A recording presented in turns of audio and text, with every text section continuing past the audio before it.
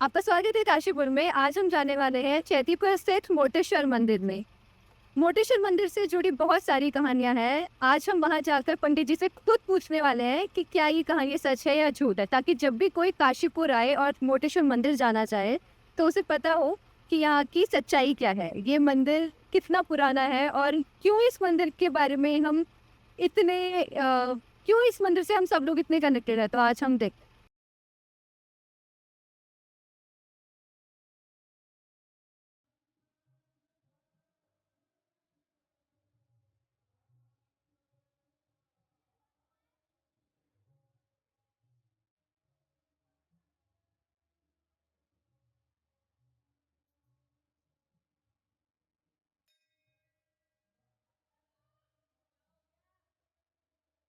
जी तो जैसा कि हम जानते हैं कि मंदिर बहुत ही प्राचीन है, पर इसके बारे में फिर ज़्यादा नहीं पता है, तो आप हमें बताएँगे इसके बारे में? ये मंदिर जो है पुराणों से अगर हम लें तो एक भीमा राक्षस थे जो भी कुंभकर्ण के पुत्र थे। तो वो रघुवंशियों से बदला लेने के लिए रघुवंशियों को बहुत परेशान करते हैं। तो उनको कोई भी पूरा न देव न दानव न किसी भी जो है मतलब उनको नहीं मार पाया। तो शंकर भगवान जो है रघुवंशियों की जो है प्रार्थना पर उनका वध करते हैं। तो इसका नाम जो है भीमा शंकर पड़ा। बाद में द्वापर जो आपका युग है उसमें यहाँ पर भीम भीम से भी इसको जोड़कर देखा जाता है। भीम ने जो है द्रोणाचार्य जी को इस शिवलिंग को जो है दक्षिणा में दिया था, यह एक मान्यता है। और इसमें एक लेख भी लिखा जा चुका है उज्जानक के भीम शंकर। ये शिव शंकर नागर जी ने लिखा था जो कि गीता प्रेस में छपा था 1936 में। तो ये जो क्षेत्र है जो ये द्रोणा सागर की तरफ का है और इसको उज्जानक तीर्थ बताया गया जो कि वन पर महाभारत के वन पर्व से लिया गया है। तो उज्जानक के भीम शंकर। और इधर ये आपका जो एक मंदिर और है यहाँ पे जो कि बाल सुंदरी देवी है। तो यहाँ बताया जाता है कि यहाँ इनकी माता जो सती थी जब वो अपने आप को यज्ञ में भस्म कर लेती हैं तो शिव जो है उनको लेके भूल होते हैं और उनसे मोहित होता है। तो सुदर्शन चक्र से जो है विष्णु भगवान जो है उनके 52 टुकड़े कर देते हैं। तो जहाँ जहाँ उनके अंग गिरे वहाँ वहाँ शक्तिपीठ हो गए। तो यहाँ बताया जाता है कि यहाँ बाई भुजा गिरी है। तो ये बहुला सुंदरी नाम से भी विख्यात है देवी मंदिर। तो यहाँ बहुला सुंदरी देवी है और इधर जो है ये भीम शंकर महादेव। और तो इसका 12 ज्योतिर्लिंगों में एक है ये। ऐसे दो और दो की और मान्यता है, जैसे एक नासिक में है भीम शंकर तो उनको भीमा शंकर बोलते हैं। और एक और है जो ये असम जो है, असम का पुराना नाम था कामरूप। तो कामरूप जो है उसको भी माना जाता है कि ये कामरूप है, कामरूप जगह में है। तो ये भी भीम शंकर महादेव हो सकते हैं, लेकिन वहाँ कोई शिवलिंग नहीं है। तो इसीलिए शंकराचार्य ने भी जो बताया है भीम शंकर के ज्योतिर्लिंग के बारे में बताया डाकिन्याम भीम शंकर। तो डाकिनी क्षेत्र होना चाहिए। तो डाकिनी क्षेत्र ना तो नासिक वाला है और ना ही जो है आपका असम वाला है। जो आपके कालिदास के जब हम उनके काफ़ी जो उनके रचनाएं देखते हैं तो उनके अनुसार जो है उत्तर में डाकिनी क्षेत्र है। तो ये जो हरिद्वार से लेके सहारनपुर से होते हुए नेपाल तक का जो ये क्षेत्र जंगल ही जंगल चला जाता है इसको डाकिनी क्षेत्र कहा जाता है। ये डाकिनी शाकिनी जो है ये ठीक है। हम जब हम डाकिनी शाकिनी के बारे में जानना चाहते हैं तो ऐसा लगता है कोई ऐसे राक्षसी है, लेकिन ये राक्षसी नहीं है। ये भी एक देवी है जो परीक्षा लेती है।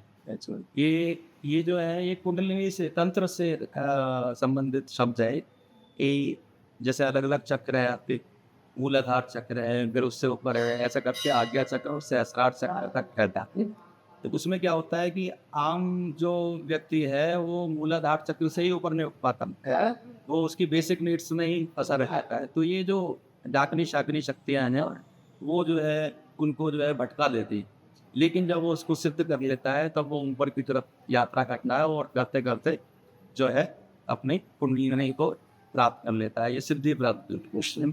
और कुंडलिनी क्या है कि ये माना जाता है इसमें बेसिक यह है कि आपका यहाँ जो सहस्रार चक्र है, जब आपके ये इस चक्र से आज्ञा चक्र और इससे भी ऊपर है, यहाँ पे आपके शरीर से भी टच नहीं, यहाँ तो कुंडलिनी में क्या है कि जो नीचे है ये काली शक्ति है, और वो जब आप उसको सिद्ध कर रहे हो, काली को सिद्ध करना है आपने, सिद्ध करते करते करते वो शक्तियाँ जो है जब शिव से मिल जाती हैं तो आपको परमानंद की अनुभूति होती है। हमेशा जो है आपको ऐसा लगेगा जैसे मोक्ष जैसा है। मोक्ष ऐसा नहीं है कि आम धारणा है कि भाई हम ऐसे जन्म जन्मांतर के बंधन से मतलब हट जाते हैं और हमारा जन्म नहीं होता, ऐसा नहीं। मोक्ष मतलब आप जीते जी भी आपको मिल सकता है जब आप सारी चीज़ें मतलब ध्यान की स्थिति है, ध्यान और समाधि की एक जो मतलब अंत में एक स्थिति है जिसमें आपको हमेशा आनंदित रहते हो। 2 मिनट के लिए आनंद नहीं, पूरे समय आप आनंदित रहते हो, वो स्थिति है। तो ये सब जो है ये संतों से साधुओं से बात करके आपको पता चलेगा। तंत्र शास्त्र के बारे में भी बहुत भ्रम हो गया है कि भाई ऐसे कोई किसी को मरवा दिया है, ये करा दिया। जो तंत्र शास्त्र का इससे कोई भी लेना देना नहीं है। आज की डेट में सबसे ज़्यादा बदनाम जो है शास्त्र है, जबकि उससे कोई उसका संबंध नहीं। तंत्र शास्त्र का सीधा संबंध ध्यान और समाधि से। तो हम आप इस वीडियो के माध्यम से यही संदेश देना चाहते हैं कि अपने जो शास्त्रों की तरफ आएँ। इसमें मैं आपको कोट करना चाहता हूँ कि एक विज्ञान भैरव तंत्र करके एक छोटी सी पुस्तक है, उसको सभी बच्चों को पढ़ना चाहिए। आप भी पढ़ें, मैं मतलब मेरा प्रस्ताव है तो आपको अच्छी लगेगी, जिसमें 112 ध्यान विधियाँ हैं, इससे आप मतलब मोक्ष तक जा सकते हो। मोक्ष फिर मैं आपको बस बता रहा हूँ, ये मरने के बाद नहीं, ये जीते जी बनता है। जैसा कि पंडित जी हम सुनते हैं कि शिवलिंग हर साल बड़ा हो रहा है, तो क्या ये सच है? नहीं, ये एक मिथ्या है। ये क्या है, यहाँ पे जो जुड़े हुए लोग हैं ये साल में एक ही बार आते हैं, जो ज़्यादा जुड़े हुए, जैसे खासकर बुक्सा। तो बुक्सा क्या है, यहाँ पे जो है जब चैती महीने लगता है तो वो आता है। तो अब क्या है कि यहाँ पे कुछ ना कुछ चेंजेस होते रहते हैं, कभी जो है उसका अर्घा कुछ हो गया, कभी कुछ चेंज हो गया, तो उनको ऐसा लगता है कि ये बड़ा हो गया। अभी वो पहले छोटा था, फिर जो है कभी बड़ा था, बड़ा हो गया, तो उन्हें लग रहा है कि कुछ चेंज हो, तो वो ऐसा यहाँ पे बन गया कि ये तिल तिल बढ़ रहा है। ये ऐसा नहीं है, शिवलिंग ऐसा ही है जैसा स्थापित था, और ये स्वयं शिवलिंग है, इसमें घटने बढ़ने की कोई बात नहीं है। स्वरूप है एक स्मृतियों में था दया का अतीक स्वरूप है। कोसी को देखने के लिए जब जैसी वो स्वर्ण प्रतिमा जो अपनी इस समय पंडिता जी जो यहाँ पे अग्निहोत्री फैमिली है, तो उनके नगर मंदिर में जो है स्थापित है, और वो साल में एक बार दर्शन देती है। तो जब जैसे दर्शन होता तो ये उत्सव के जो है अंदर से वो हृदय से जुड़ी हुई है, तो उनकी छवि को देखने के लिए जो है वो सब लोग आते हैं यहाँ पे। तो जैसे कि हम जानते हैं कि पांडवों से भी जुड़ी कहानियां यहाँ से काफी प्रचलित हैं शिव मंदिर के आसपास, क्योंकि गोत्रा सागर भी यहाँ पास हुई है काशीपुर में। तो इस मंदिर एक कुछ जुड़ाव रहा है ये पांडवों से? पांडव से जुड़ाव रहा है कि ऋषि धौम्य जब इनको वनवास मिला था, इनको 12 साल का वनवास दिया गया था पांडवों को, तो इसमें ऋषि धौम्य जो है इनको बताते हैं, अभी ये अनमने से हो रहे थे। इसमें क्या है, अर्जुन जो है ये चाहते थे कि हम युद्ध लड़ लें, युधिष्ठिर चाहते थे कि नहीं, हमने जो है एक हमने वचन दिया है युधिष्ठिर को, इसीलिए धर्मराज भी कहा गया। भीम भी उससे विरुद्ध होते हैं। तो भाइयों में आपस में ऐसी स्थिति थी कि अरे जब हम इतने वीर हैं तो हम ये सब क्यों करें, इन्होंने गलत किया है, हमें जो है अटैक करना चाहिए। लेकिन युधिष्ठिर जो है वो शास्त्र सम्मत बात कहते हैं कि जो हमने वचन दिया उसका हमें निभाना।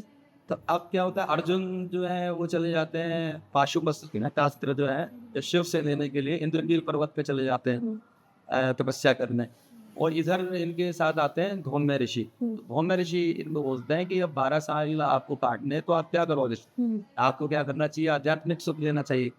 तो आप जो है यहाँ पे इस तरफ आइए, उत्तर की तरफ आप पढ़िए, और जो जो अपने भारत में अच्छे जो तीर्थ हैं उनको कीजिए। से उत्तर की तरफ आते हैं तो यहाँ पे बद्रिकाश्रम वगैरह इधर इधर जब आ रहे होते हैं, तो यहाँ पे उज्जानक तीर्थ में होते हैं। तब ये वन पर्व में वर्णन है कि उज्जानक तीर्थ का जो जल है वो गंगा जी के समान है, गंगा जी के तरफ पवित्र है, तो ये वन पर्व में आता है।